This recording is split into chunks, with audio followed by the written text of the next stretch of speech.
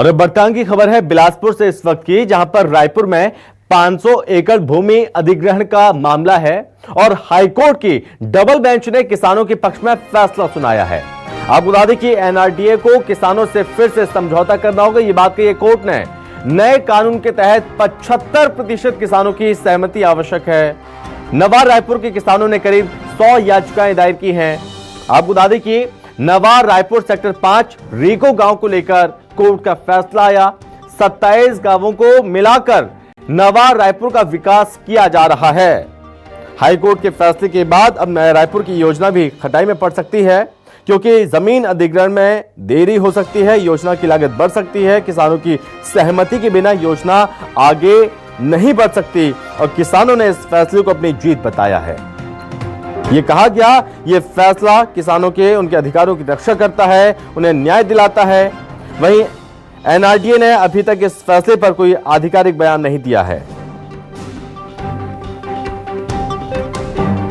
High court के फैसले की प्रमुख बातें: पुराने भू अर्जन अधिनियम के तहत शुरू की गई प्रक्रियाओं पर भी नए कानून का प्रभाव पड़ेगा। धारा 6 का प्रकाशन 1/1/2014 से पहले किया गया था, तो भू अर्जन अवार्ड 1 वर्ष के भीतर करना था। और इस पर ज्यादा जानकारी के साथ संवाददाता वीरेंद्र गवई हमारे साथ सीधे जुड़ रहे हैं। तो वीरेंद्र, नवा रायपुर योजना में एनआरडीए को बड़ा झटका लगा है, किसानों की बड़ी जीत इसे माना जा रहा है और इस फैसले को वाकई में ऐतिहासिक बताया जा रहा है। अब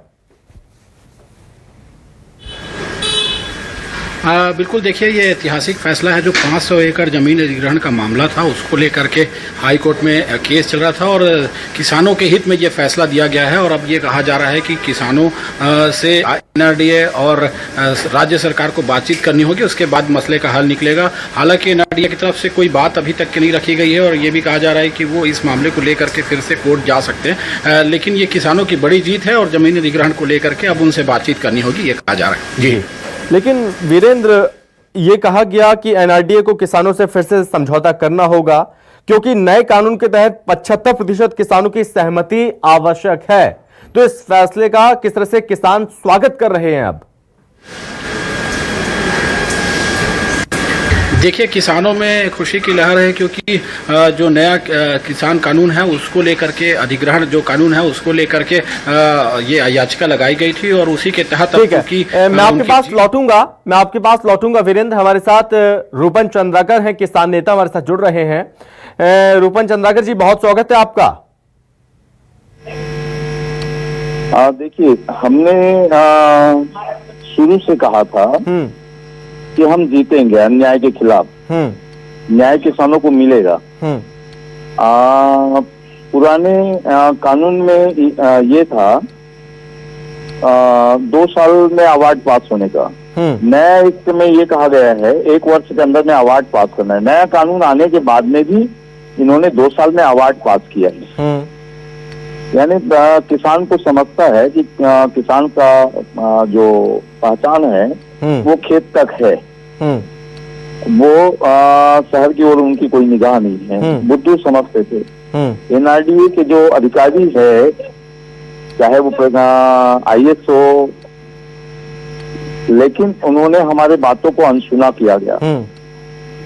दूसरी समझौता का हमने, चाहे सुब्रत साहू रहे, अवतार जैन जी है और अन्य जो है अधिकारीगण, अभी ओपी चौधरी है आवास एवं मंत्री, उसके पहले मोना था, उसके पहले रवीन चौबे जी थे, अकबर साहब था। हमने सबके सामने समझौता का प्रस्ताव दिया था, जिसको इनके द्वारा ठुकराया गया। और ये तो झांकी है, पिक्चर बाकी है, ये मैं कहना चाहूंगा। रूपन जी, चूंकि ये केवल रीको गांव का फैसला है, अभी तो और भी नवा रायपुर के हजारों एकड़ जमीन अधिग्रहण से संबंधित करीब 96 याचिकाएं कोर्ट में लगी हैं। तो पहले क्या मुलाकात हुई थी मंत्री जी से? इसको लेकर क्या लग रहा था समाधान निकलेगा? अब क्या लग रहा है जो बची हुई याचिकाएं जो लगी हैं, लंबित हैं, वो कोर्ट से ही सीधा समाधान वहीं से निकलेगा? अब जी हाँ, कोर्ट पर तो हमें पूर्ण भरोसा है। ये 2011 से एक मामला है जो अभी और नेक्स्ट 30 तारीख आने वाला है, उस दिन भी एक धमाल आने वाला है, जिसमें 6000 किसानों का। हम ये नहीं कहेंगे, पहले तो हम कहते थे कि नया रायपुर फैल होगा। हाँ। लेकिन क्योंकि वहाँ शासन का बहुत सारा अमाउंट लग चुका है, तो उनको हर हालत में हमारे अनुरूप में समझौता करना होगा। ठीक है। किसानों को पुनर्वास देना होगा। किसान समझौता के पक्ष में पहले भी थे, आज भी है। हमने पत्र प्रेषित किया है। अभी वर्तमान आवास एवं पर्यावरण मंत्री से मिलके भी आए। उन्होंने हमें विधानसभा के बाद में लोकसभा के पहले बैठ के फैसला लेने का दिया था, जो आज तक किया नहीं। ओके।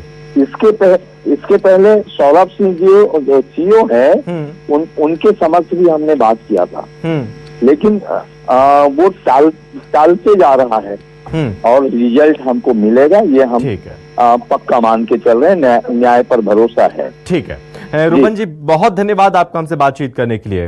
वापस लौटेंगे हम अपने सहयोगी वीरेंद्र गवई के पास। तो वीरेंद्र, एक तरफ स्वागत जरूर किया जा रहा है, खुशी भी जताई जा रही है, उम्मीद भी है कि जो अन्य याचिकाएं लंबित हैं उसमें भी समाधान इस तरह से निकलेगा। और लेकिन हाईकोर्ट का जो फैसला है, इस फैसले के बाद जो नया रायपुर की योजना है उसमें अड़चन आ सकती है, उसमें थोड़ा विलंब हो सकता है, कुछ नए रास्ते, अन्य रास्ते निकाले जाएंगे क्या लगता है अब?